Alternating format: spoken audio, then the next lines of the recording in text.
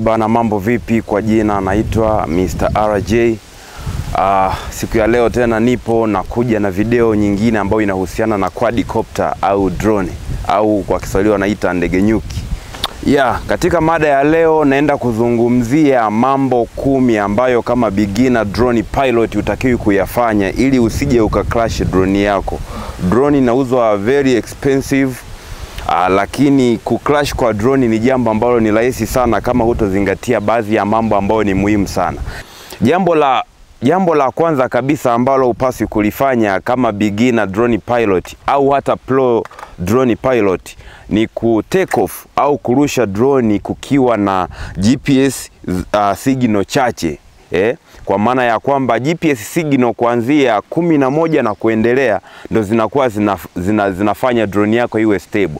Ni kwa sababu gani zinafanya drone iwe stable? Drone inapokuwa hewani kunakuwa labda na upepo, lazima ni vigumu sana kukuta mazingira ambayo drone imetulia. Kwa mfano, niki take off drone yangu hapa,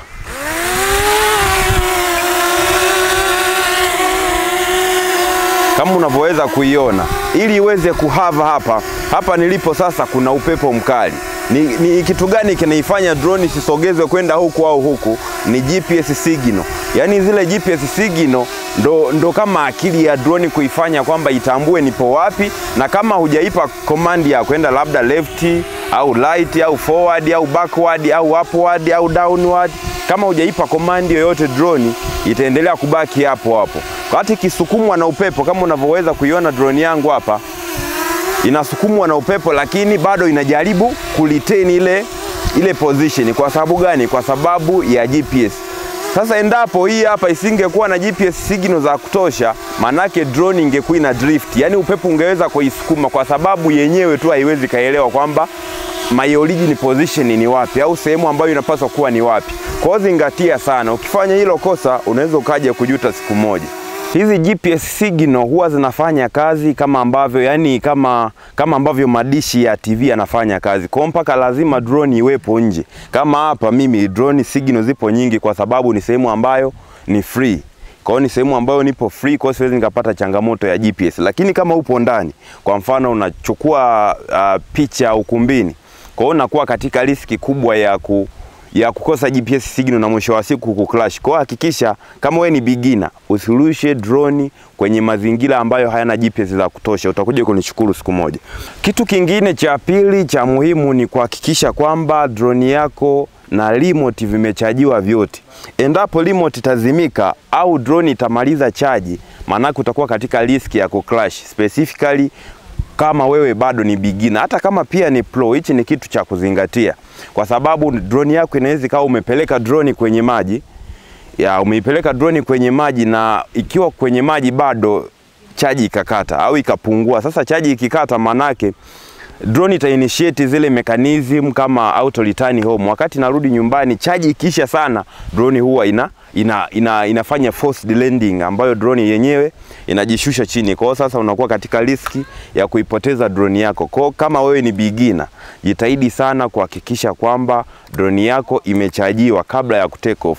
Kitu kingine cha tatu ambacho ni cha muhimu kwa beginner, specifically ni kwa beginner, ukishaona drone inakuchanganya, yani umeona kwamba iza ulikuwa umepeleka sehemu ukaona kama uelewi kwamba kuna obstacle, hakuna obstacle, cha kufanya, yani kitu ambacho kitakusaidia kwa haraka kama upo kwenye mazingira ambayo ni tight, tafuta, yani peleka drone sehemu ambayo kuna free space, alafu peleka juu. Ukipeleka juu, kule juu kunakuwa hakuna obstacle.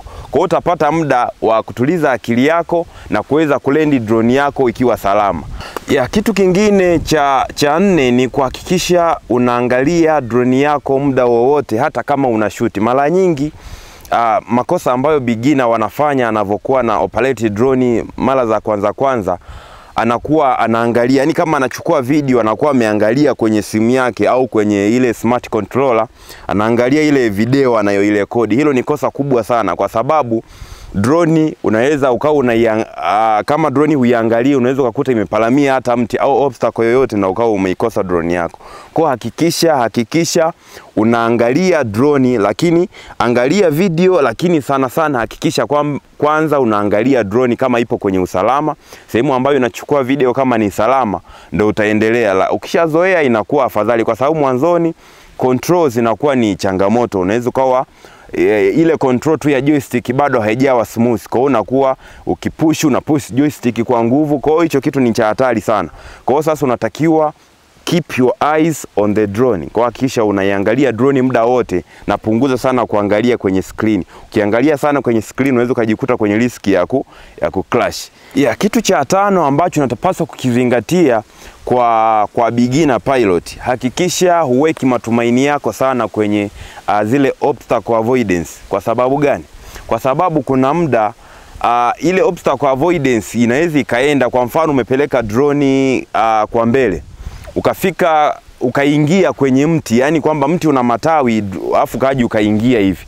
Sasa kama una depend ile obstacle avoidance, unaweza kukuta huko juu haipo, kwa ikafika pale ikabounce kaenda juu ikacrash. Kwa hiyo ni kitu cha kuzingatia sana. Kwa hakikisha utegemei, yani huwekezi akili yako kwamba sasa mimi nipo comfortable kwa sababu drone yangu ina obstacle avoidance. Kwa hiyo unaweza ukajikuta kwenye matata siku moja. Zingatia sana hili. Naam, kitu cha 6 cha kuzingatia, usirushe drone kutokea dirishani. Kwa sababu gani? Kama ambavyo nimekwisha eleza kwenye video zangu za awali, drone nyingi zinakuja na sensor huko chini.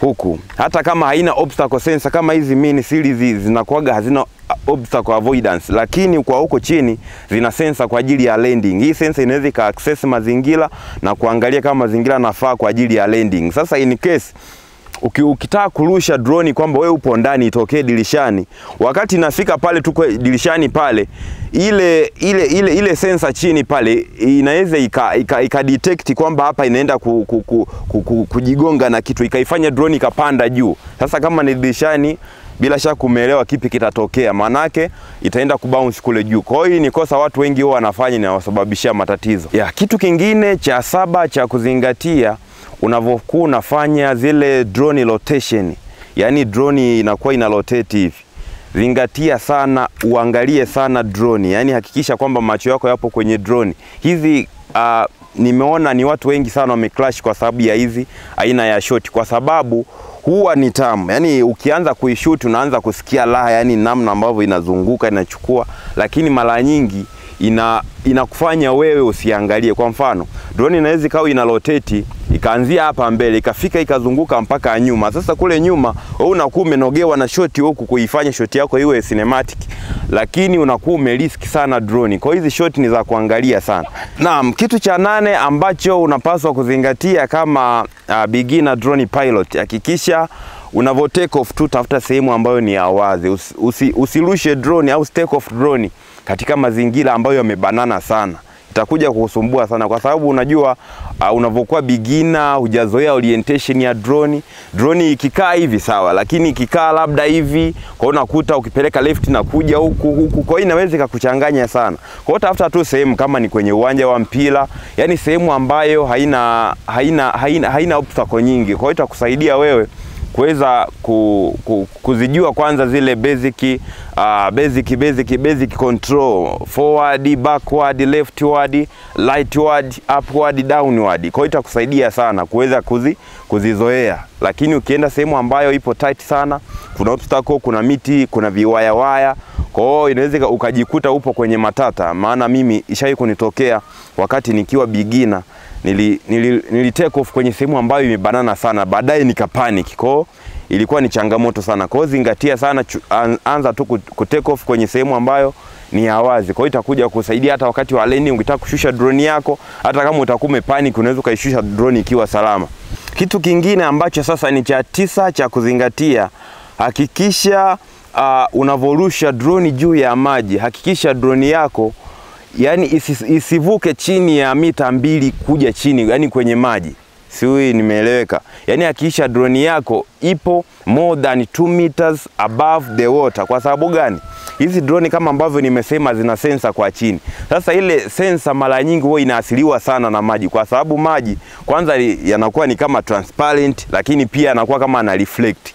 Kwa hiyo drone itashindwa kuelewa kwamba hapa inafanya nini, na effect tu yake ambayo huwa inatokea mara zote, drone itaenda kudive kwenye maji. Yaani utaiona tu drone inaenda inalawa attitude mpaka itakapoingia kwenye maji. Kwa hiyo zingatia sana, usije ukarusha drone kwenye labda mita 1 juu ya maji, ni hatari mno, na drone yako unakuwa kwenye hatari kubwa mno ya kuipoteza. Kwa hiyo zingatia sana, hichi kitu ni cha muhimu sana. Kitu kingine cha mwisho cha muhimu sana cha kuzingatia unavokuwa una operate drone, epuka sana kupaniki. Ukipaniki manake ndo inaweza ikawa mwisho wa drone yako. Kwa sababu gani? Kwa sababu drone mara nyingi unaweza kukuta tu ulikuwa unachukua clip yako vizuri, unaangalia sasa, na unajua unavokuwa unachukua footage, mara nyingi akili sana huwa ina concentrate kwenye kuangalia footage. Sasa unaweza ukajikuta drone yako labda ipo kwenye chini ya mti. Kwa hiyo ukifanya command ya haraka haraka ukapaniki, labda ukapushi joystick ya kwenda juu, drone ikaenda juu, maana yake inaenda kukutana na matawi. Kwa hiyo unakuwa umeshapoteza drone yako. Epuka sana kupaniki. Kwa hiyo endapo utaiona drone inaenda kwenye uelekeo fulani, bora usifanye decision yoyote kuliko kufanya decision ambayo inaweza kukuhatarisha zaidi. Kwa hiyo fanya tu, kuwa mtulivu, tulia, angalia kwamba ni control ipi ni sahihi kwa wakati huo. Kama hizo unatakiwa ku move left, kama ulikuwa unatakiwa kwenda nyuma, kama unataka kwenda wapi. Kwa hiyo itakusaidia sana, lakini ukipaniki manake inakuwa imekuongezea ile risk ya kuweza kuipoteza drone yako. Asante sana kwa kuangalia video hii. Kama ni mara yako ya kwanza, hakikisha unabonyeza subscribe, lakini share kwa ndugu, jamaa na marafiki pia waweze kujifunza. Lakini pia ninazo video ambazo nishaziweka tayari ambazo zinazungumzia drone kwa beginners, lakini pia vitu ambavyo mtu yeyote anaweza akajifunza vikamsaidia. Kwa mtu yeyote ambaye ana passion na mambo ya drone au anataka afanye drone kuitumia kwenye mambo commercial, labda kwenye business na vitu kama hivyo. Kwa hiyo karibu sana, tukutane kwenye video nyingine.